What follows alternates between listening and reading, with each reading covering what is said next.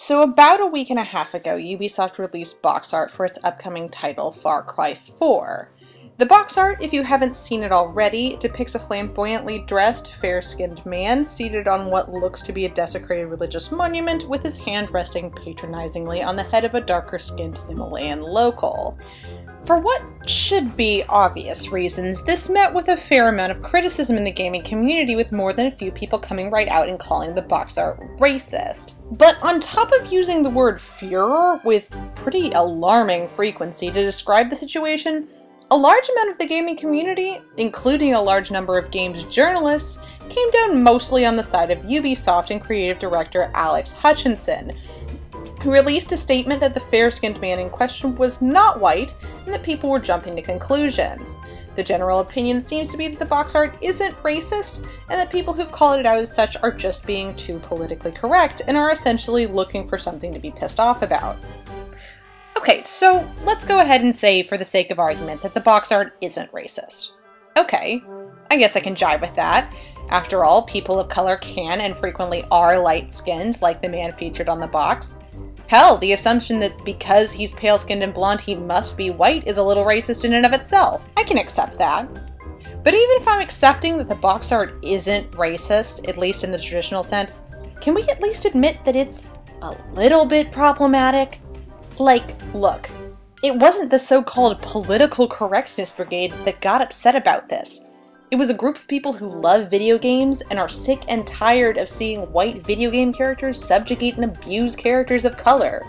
It does not take a lot of effort to look at Far Cry 4's box art and see a man of pale color actively dehumanizing a man of darker color. There are not a lot of mental acrobatics that have to be done to see how that might come off as a little bit racist.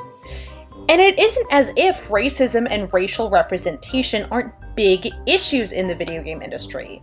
They are. As recently as 2011, University of Southern California professor Dimitri Williams found in a survey of 150 video games across 9 platforms that only about 13% of all video game characters are not white, and most non-white characters aren't even playable.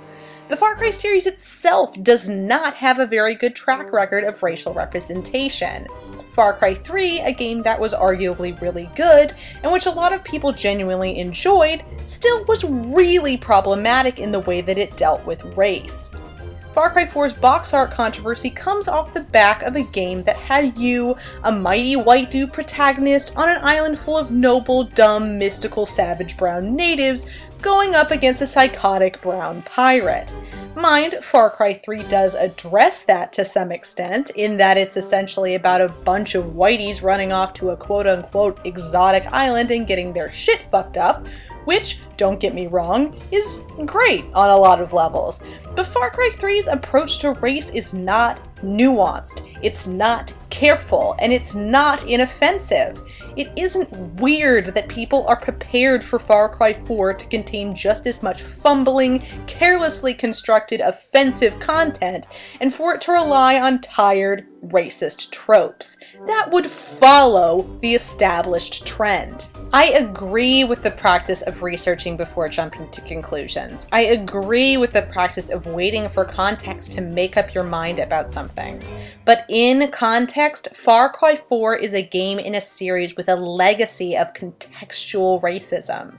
On my earlier homophobic point, it's also a game in a series with a legacy of contextual male rape and contextual demonization of homosexual proclivities. I'm not denying Ubisoft the right to make whatever game they'd like to make here. Hell, I'm not even saying that Far Cry 4 will be as problematic as Far Cry 3 was, or that it won't be fun and worth playing.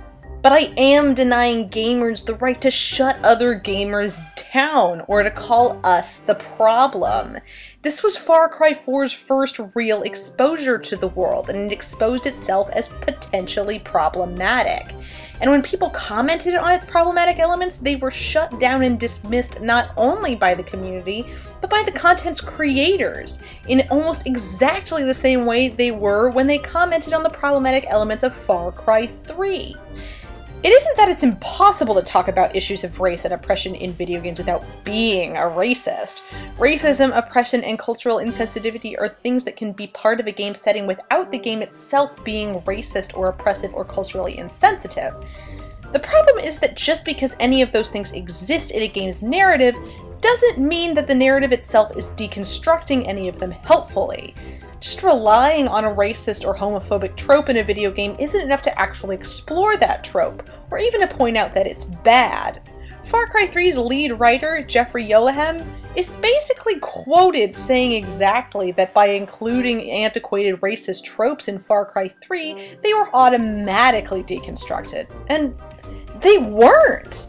You can't just point at a trope and smile knowingly at your audience and waggle your eyebrows and call that progressive or poignant. You just can't. Ultimately, I don't even think this is actually a question of whether or not Far Cry 4's box art is potentially problematic.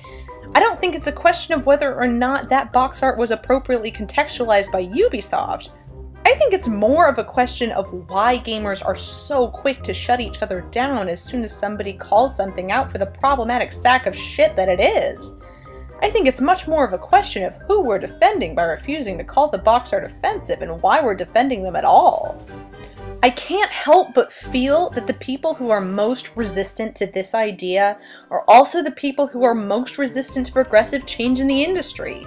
The kind of people who are more worried about being called out for supporting problematic content than they are about whether or not the content they consume is problematic at all. They're more worried about looking racist than they are about consuming something that is.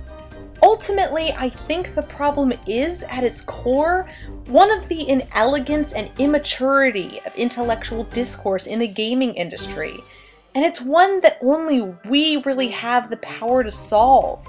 People have to be able to call out problematic elements in games in order for this industry to grow and mature. And we don't do anyone any favors by trying to shut that conversation down. Not content creators, not one another, and certainly not ourselves. I think the one thing that all of us need to take away from this isn't whether or not Far Cry 4's box art constitutes racism. It's whether or not we personally are willing to be agents of positive change here. Whether or not we are willing to support one another the next time something like this arises. Because if we're not, well, feel free to keep behaving like tiny, frightened children. Feel free to keep acting like people are just looking for things to be mad about.